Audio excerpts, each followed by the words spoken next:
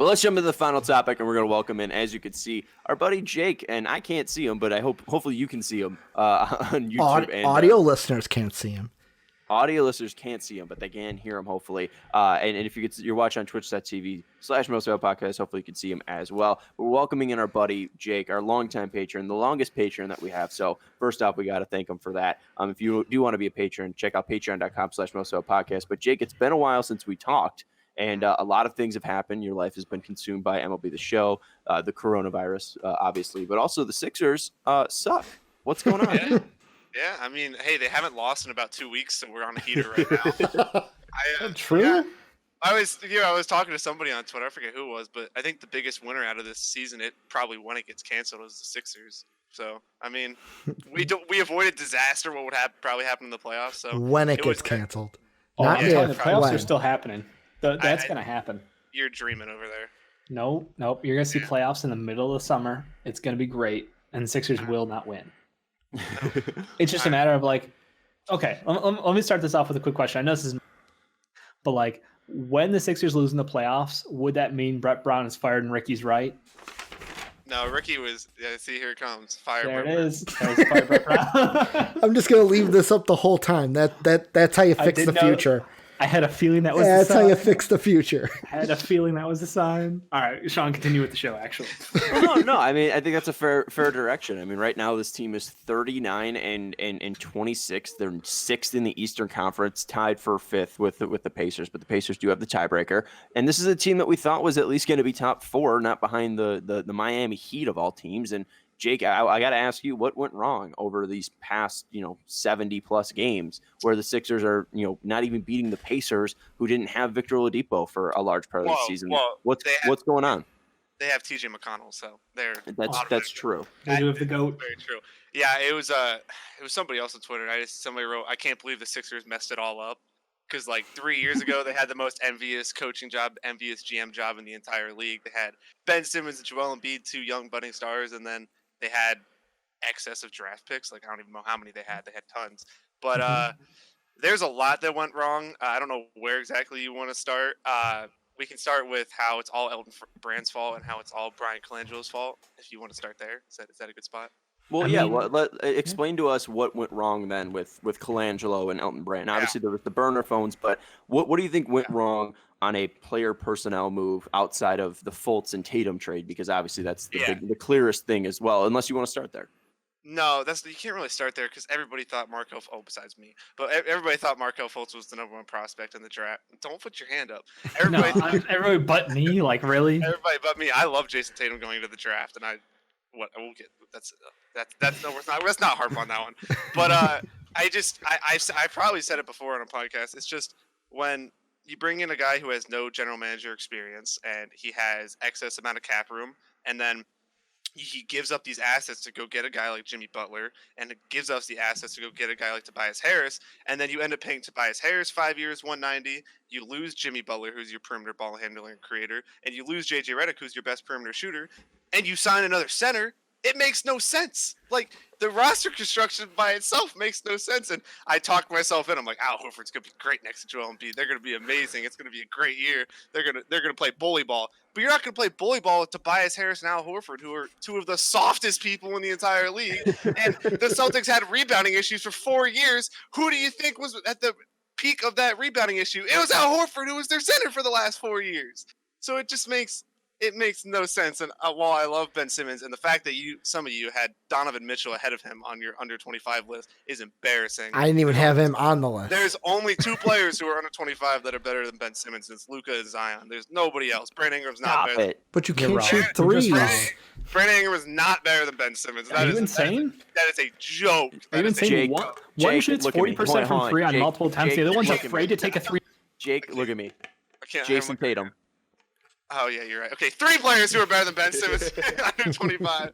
One of them's Tatum. That one hurts even more. But yeah, and obviously Ricky's going to – I agree that Brett Brown should be fired. I just don't think any of this is really his fault. And when you put a whole team that's against what his whole system is about spacing and off-ball motion and dribble handoffs with Joel Embiid and JJ Redick, and you bring in Al Horford and I love Josh Richardson, but he's been a disappointment too this season. That can't really be overdone because he was supposed to take another jump this year, and he just simply hasn't. He's been in and out of the lineup with injuries. And Ben Simmons has been all defense, probably second team, first team, whatever you want to put him.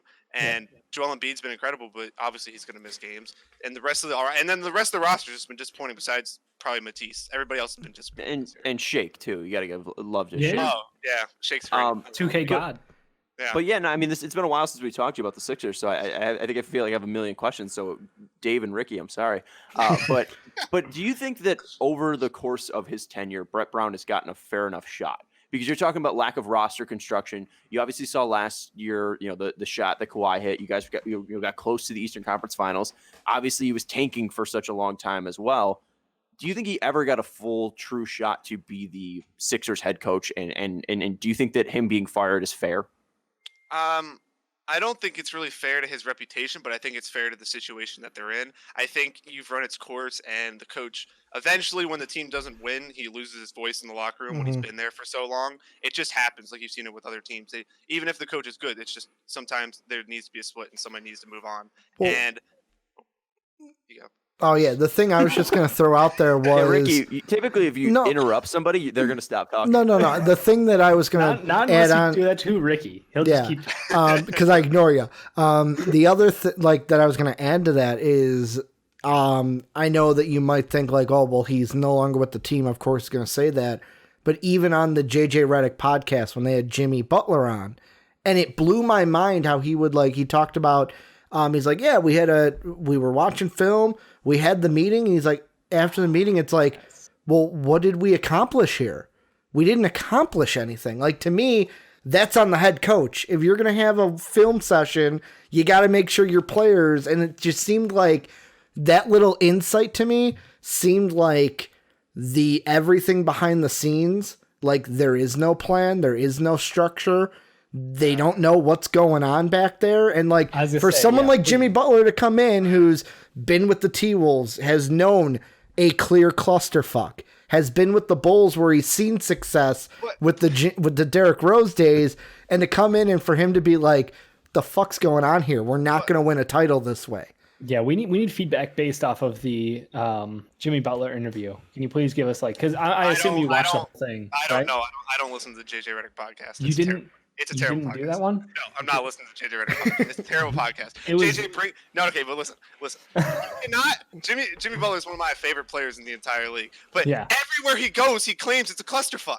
Everywhere he goes. Except Miami. Wrong? Has he been wrong yet? Yes, he has been wrong. Because the Sixers I don't see he was wrong. We're 1/4 of a bounce away from going to overtime in Game 7 against the team that won the NBA Finals, and then he wants to claim it's a clusterfuck because they didn't win the title. I don't see how he was wrong though, because it was behind the scenes that he was complaining about. The team itself. The team would not have gotten as far as they were if it was that bad. Is my point. I think they had the talent to get that far. I absolutely just talent-wise, they were in the top tier in the NBA. It was just behind the scenes, coaching, back staff, all of that stuff. Like they had issues. Let's frame it this way, Jake, because I think that when the trade was first made for Jimmy Butler, we talked about this being one of the most talented starting lineups. Yeah. Yep.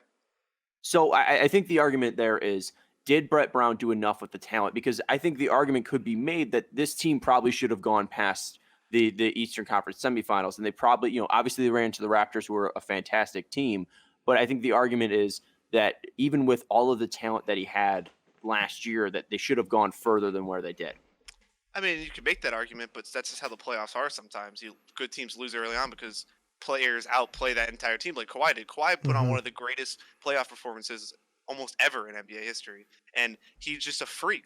And when the Sixers' backup center was Greg Monroe, and he played 2 minutes, and the Sixers were -12 in those 2 minutes, what is he supposed to do about that? When Greg Monroe can't play basketball, and your GM put him as your backup center, Brett Brown, everything can't fall on him. Sometimes, you know what? Your players fuck up. That happens. Shit happens. That's why I wanted to ask a question that I know Dave and I talked about, Sean, when you weren't on the podcast.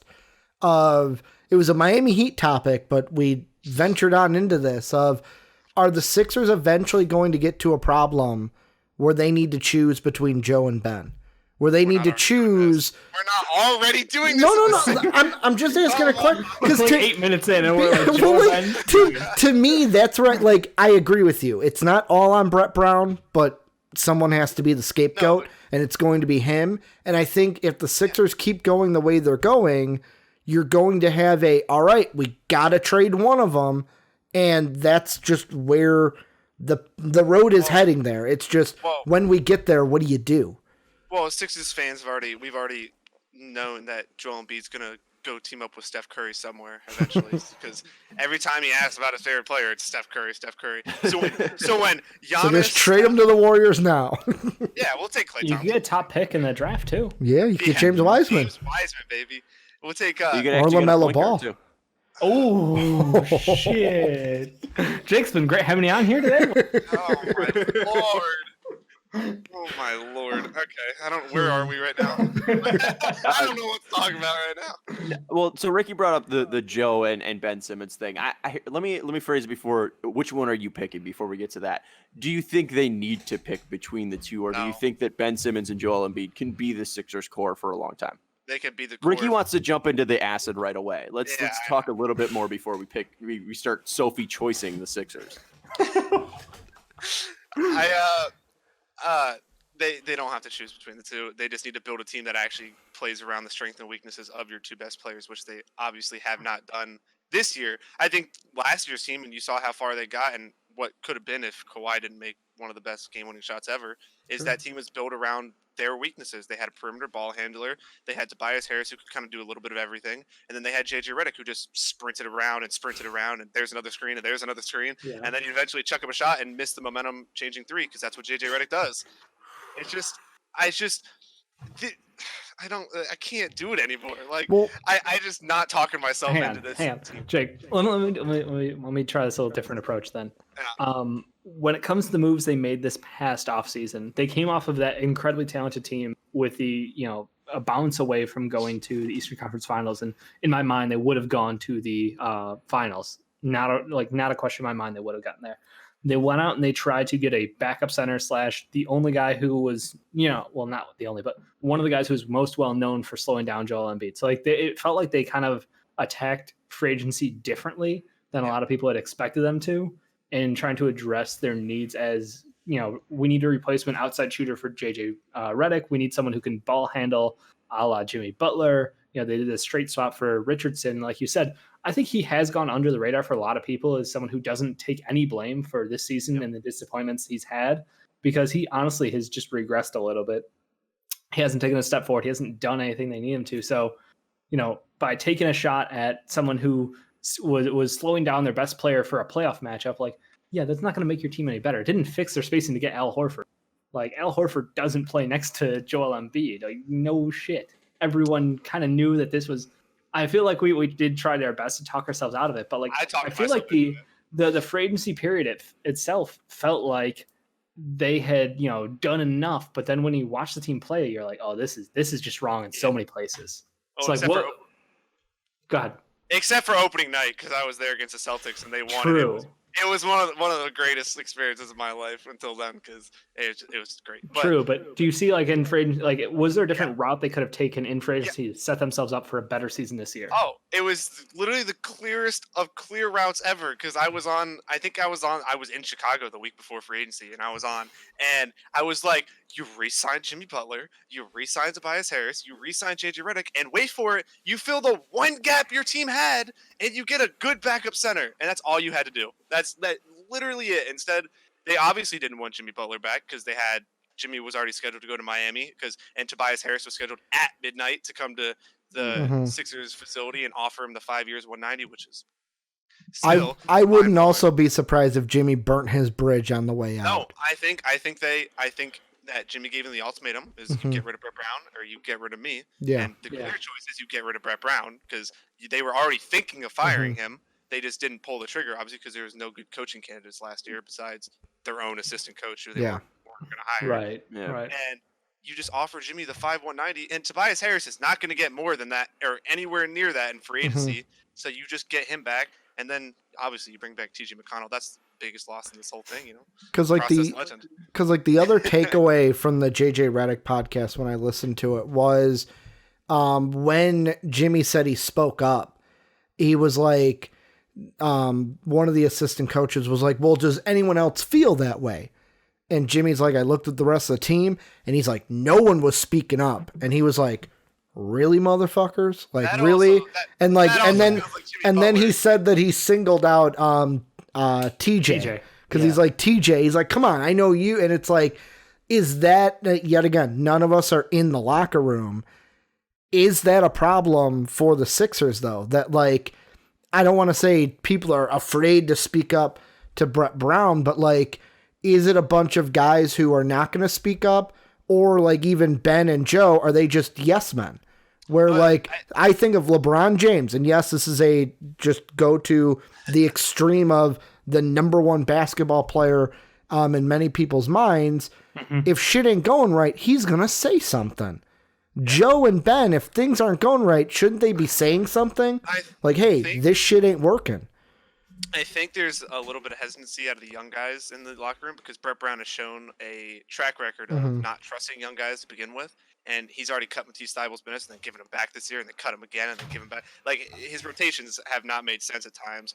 And I think there was also, even when Elton Brand was hired, they said that Elton Brand and Brett Brown were working in tandem. And then about 4 months ago, Elton Brand said, yeah, that doesn't happen anymore. Mm-hmm. So maybe that was some of it, that they were afraid they were going to get traded or something. I don't know what it was. But also, it's coming from Jimmy Butler. Let's take it with a grain of salt. He always says this stuff. I mean, JJ was there. I mean, JJ didn't say, no, that wasn't right. And both of them left. And what did JJ didn't stand up and say anything, did he? So he's also part of the problem.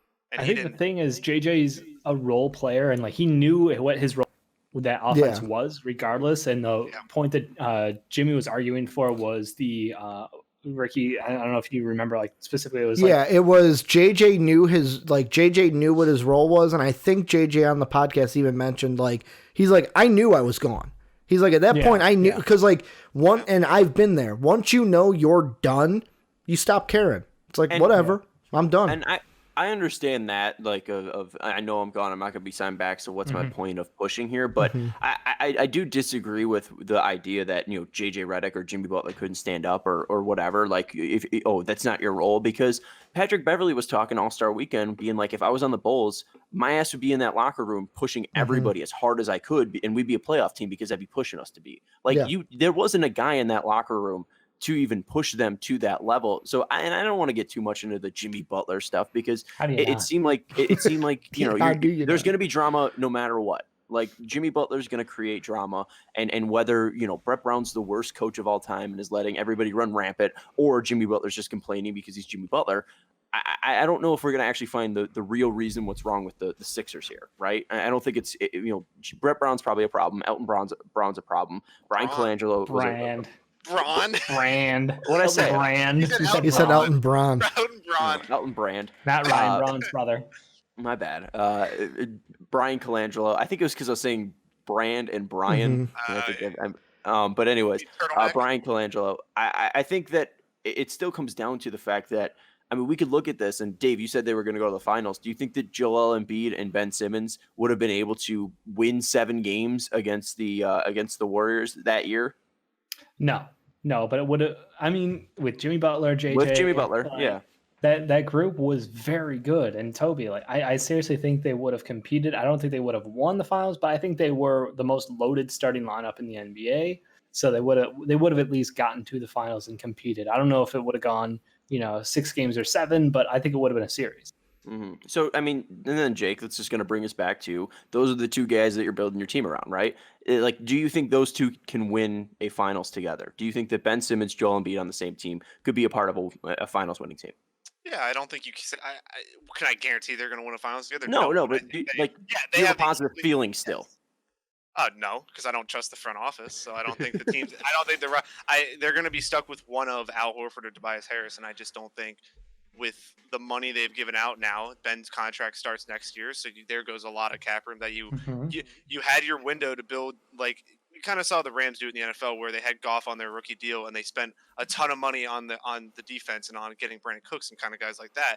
And that's what the Sixers needed to do, and that's why they went out and got Jimmy Butler, because then you can use the bird rights with Ben Simmons and Joel Embiid, go over the cap, have multiple long-term extensions that are maxes, and then still use your mid-level exceptions to be able to get guys on the bench. And they missed that window, so they're going to have to be very creative now, because they have 4 max guys. Oh, Al Horford's not a max, but he's over 20 mil and he's 35. Yeah. So you basically have 3.5 max players, and you have to create somehow a good roster around them. And then Josh Richardson's contract's up next summer, so what are you going to do with him then? So there's just a lot of what ifs with the team.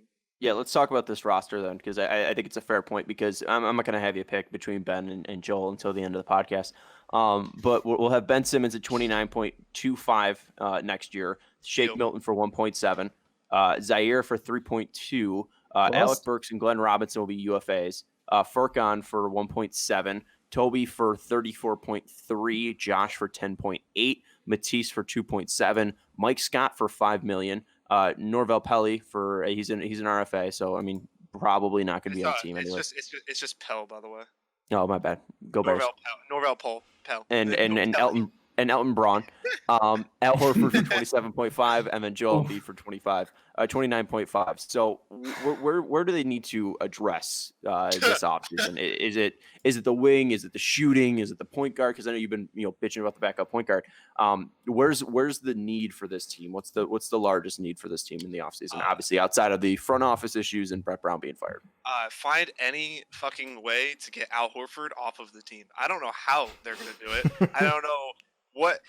There is one team that was interested in him last summer, and I still think could make a deal done, in the Sacramento Kings. That's the only team that you go, but it's Vlade Divac, and we know he's not a good GM. I understand.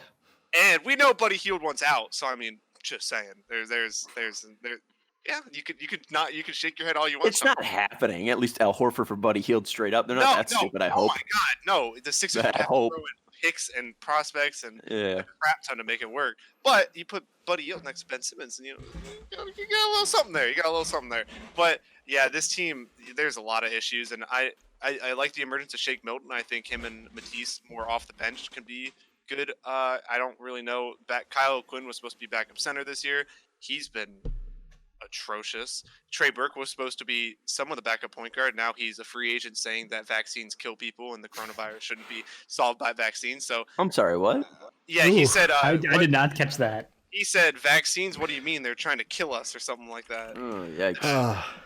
So good on you, Elton Brand. You did one good thing. You cut Trey Burke. But I don't really. I mean, where do they go? Because you have Joel Embiid, you have Ben Simmons, and I think. You knew, if going back to the Ricky's point too, if you knew you were going to let go of JJ Redick, why would you trade Landry Shamet? Because he is literally the same exact role that JJ Redick can be in that offense. Because I don't think they knew. I think JJ knew in his head and didn't tell them. Okay, that's even worse on the front office. Because exactly, if you know he's going to be gone, why would you do that? I don't think they knew. I think the argument could be made that the fact that, if JJ is going to be gone, that he could still help our team more than Shamet can.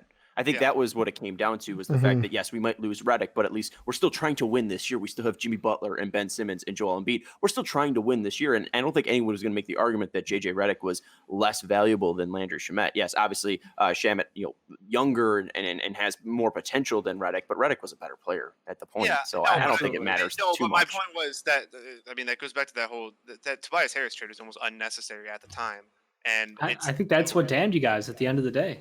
I honestly think Tobias Harris and that trade and that deal that you signed him to after, that's really the most damning thing as far as 76ers. And you guys have to find a way to get out from that, because, like you said, he's a good player. He's a well-rounded wing in the NBA. He's a decent shooter. He's a decent creator for himself.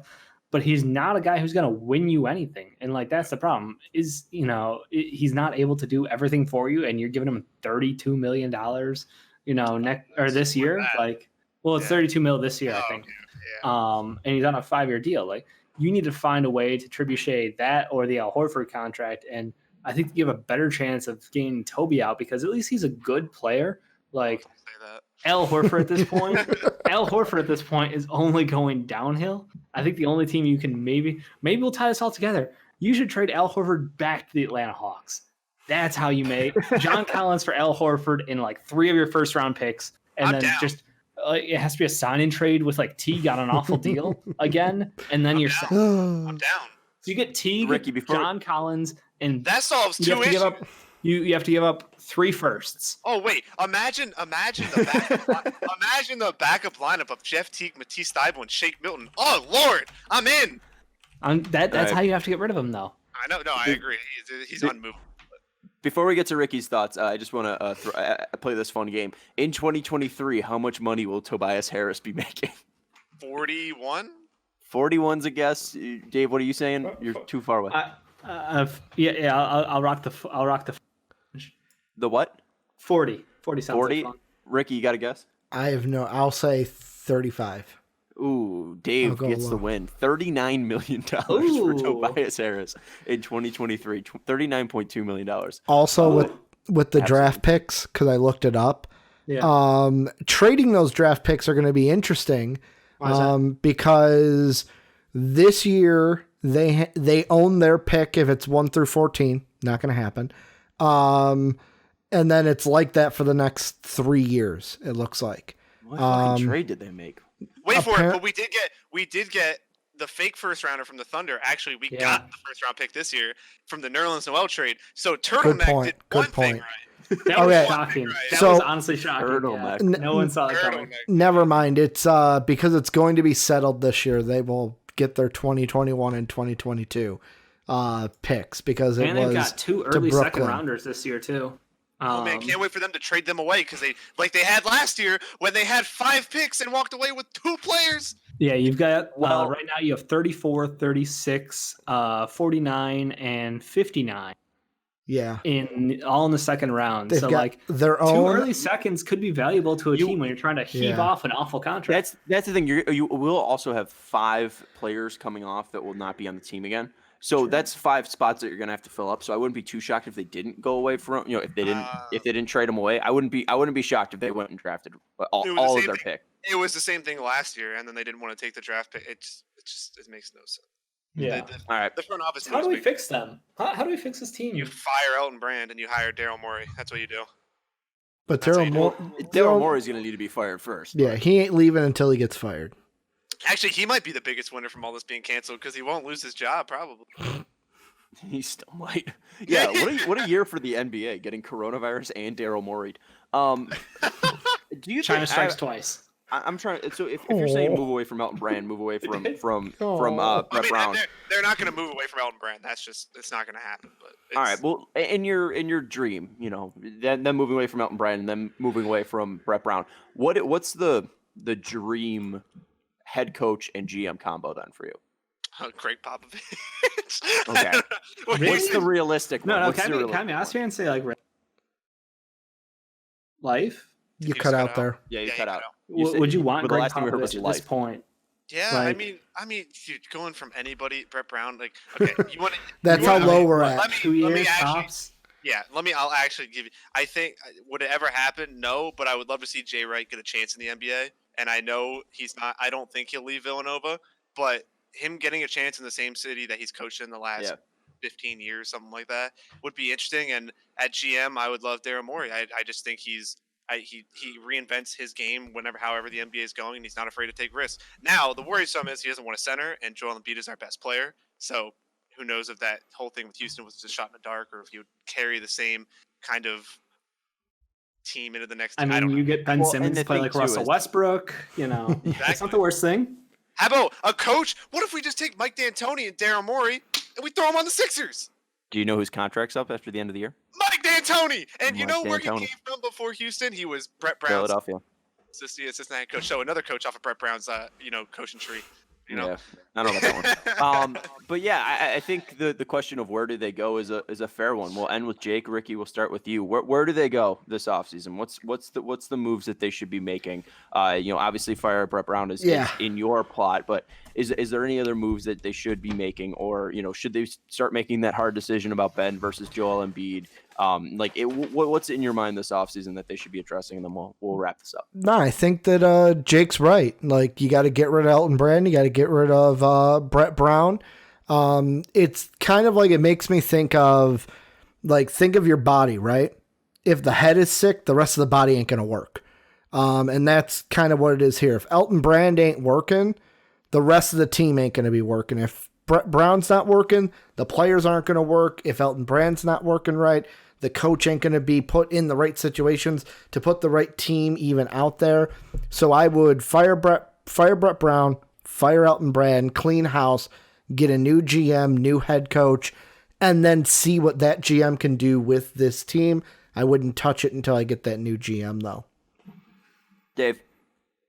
I mean, you can't go wrong firing Brett Brown. Like, that's definitely step one I would take. After that, well, here, let's ask this question, because we're all saying Brett Brown's gonna be fired. Is there a coach? Let's just, Elton Brand stays.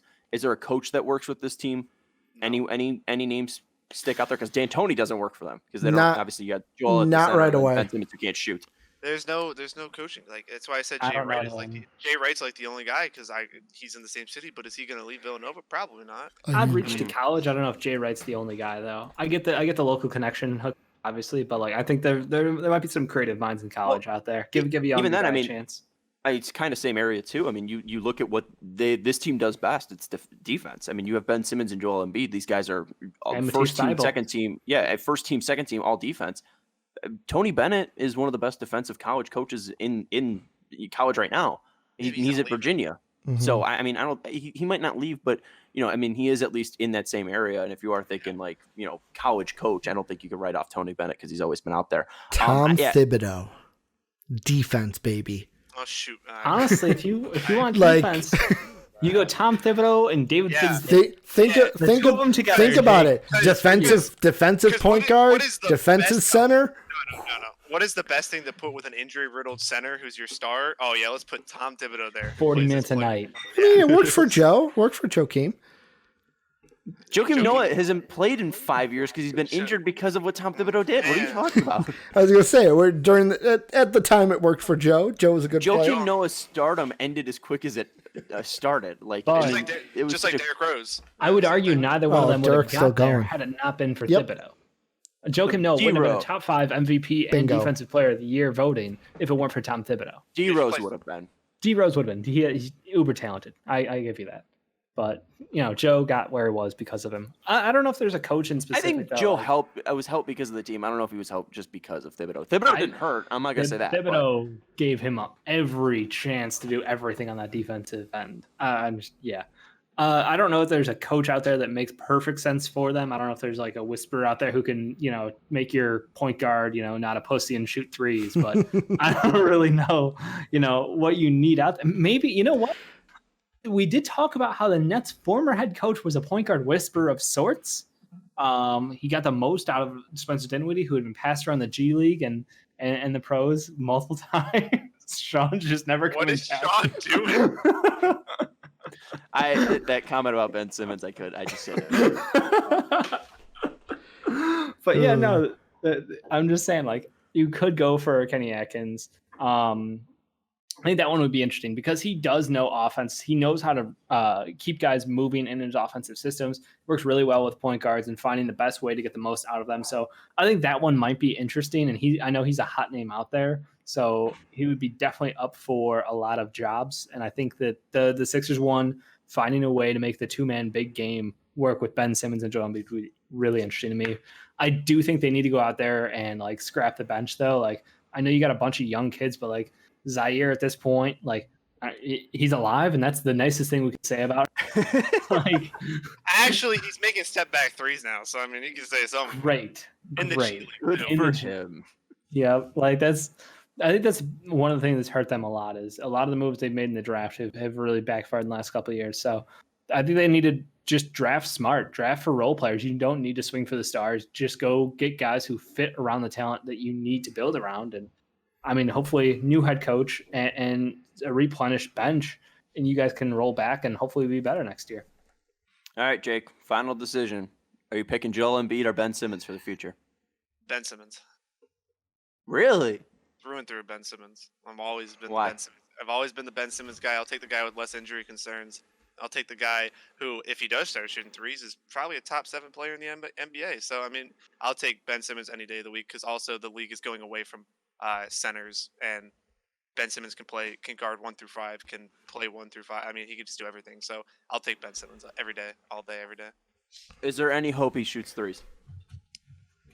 I mean, he did against the Chinese team, so I mean, maybe. I mean, So maybe. when he has a 2-foot advantage, He hit one against the Knicks. And one against the Cavs too. So my hot take was Oh, close. really? I was like, that one. he hit 10% of the ones I said he was going to hit. So, I mean, I think you said he was going to hit 25 this year. you I did. said 20 and he hit 2, so 10%. Oh. Okay, my bad. I'm stupid. All right, Dave, Joel Embiid or Ben Simmons? I agree. It's Ben Simmons, clearly. Joel Embiid might have value out there if you can ship him, push the button. But Ricky? don't ship him. Sorry, I should have put that there. But please don't. But don't Please, yet. God, don't. I Not mean, Not yet. You're not in that need yet. the only thing I have is to quote the great Bart Simpson: "You're damned if you do, and you're damned if you don't." No, well, that doesn't answer the question. They'll probably Ben Simmons versus Joel. they'll probably Embiid. keep Ben, but really neither one is gonna win you a You're title. saying neither one of these guys can Yep. help you win a championship. Neither one will win them a title. Ben don't That's shoot threes. idiotic. Ben don't shoot threes. With the game I seen, he ain't winning a title unless somebody like You're a the guy who loves KD Draymond Green, and Draymond Green shooting Yeah. like 7. is not a point guard. He actually shoots more. He technically shoots more threes. Rajon Then- Rondo learned to shoot threes. Yeah, he So did. like no one's never And gonna. it's not that Ben Simmons From right can't- now, what I see from Ben's game, not winning a title. If he changes, then I'll It is not that- reconsider. The whole point also needs to be changed. It's not that he can't shoot threes. It's He that doesn't. He won't. Yeah, that's a He's problem. He's taken 2 That's a problem. threes, like actual threes this season, and they've both swooshed. Like, Yeah, just, it's a problem. He's got to Did I shoot call him. it or did I call it? Yeah, but Alright, you also said Westbrook was going to shoot at league average from 3, and then he just stopped shooting threes. He learned his best answer was just to not shoot. Yeah, My hot Still take. good though. So he's Yeah. incredible. Yeah. My hot take was gonna come through until the season got canceled. I had What was yours? The Heat were gonna knock off the Sixers in the first round Wait, they of the weren't going playoffs. to play because the Sixers were going to be the 6th seed, so they weren't even going to play. It might have been a 4-5 matchup, but I was the only one who had the Heat as the 4th seed going into this. I'll take credit for that. What was my hot take? Jokic top 5. Oh Top 5. yeah, No, Blake Griffin to the Trailblazers. That's to win the right. title. Oh, that's right. Right. Turns out Blake's a. Yep. Jake, final question. How long do you think Joel Embiid and Ben Simmons will last? Do you think there is possibility of them like blowing up in each other's faces, or do you think that they're fine? No, they'll be fine. Neither one of them has a spine, so no. Yeah, I don't think. Well, I think I'm just Joel taking has shots. fine. Dave is like spitting I fire, don't know why you're taking shots over there with little with pop the- shots. with your head coach. I don't want to hear it. Look, all I can say is Jimmy Their Butler. two point best out players the are way fact better than your two best players. Too. that- I don't Our care. one- Our Zach second LaVine best and player Wendell is- Carter Jr. can't play with Ben Simmons and Joel Embiid. I don't know if John, you're But frozen. Kobe White can shoot threes. Kobe White can shoot threes at least. We got Yeah. that going for us. Yeah, but he can't do anything else besides on defense. But, I mean, he can Doesn't play. matter. Shoots Don't matter. threes. Oh boy. All right. Well, this was definitely a Jake topic because we started talking about hot takes and then we just started screaming at each other at the Sixers and Bulls. Jake can't wait for basketball to be back up and running, and hopefully when it does, you can come back and visit Chicago and see the Sixers lose to the Bulls again. Probably. All right, that's gonna do it for the Fast Break podcast. We got to thank Jake for jumping on. I don't know where he is. He on my He's computer. He's here. This He way. is kitty corner from you. Yeah, he's So this here? way. Point down that way. Yep. All right, You are so old saying that. Jesus. What? kitty corner. Yeah, I know. Kitty The corner. That's my only people age who group. say that are 80. Yeah, I just That's what That's I went to school. that's an old thing. Kitty corner. I didn't know Absolutely. there was no- I literally have never heard that before. Oh, okay. Yeah, I didn't start hearing it until I hung out with you guys. Oh. But yeah, so Jake down there, thank you so much for joining us. We appreciate you being a patron. If you want to be like Jake, check out patreon.com/mostoutpodcast. Jake, it's always fun talking Sixers with you. And again, hopefully this stuff starts up all again so you guys can lose in the playoffs. I hope I'll enjoy it. All right, thanks, bud, and thank everybody for watching, whether it be on twitch.tv/mostoutpodcast, youtube.com, or if you're listening on any of our audio platforms. We appreciate it. But where's Ricky? Is Ricky Below above me. me? Below Ricky's you. directly Below below me. you. So for Ricky Widmer, I'm to that side of you. for Dave Oster, Yep. for Jake Neverman, Yep. and for me, this is the Fast Break Podcast. We'll see you next time.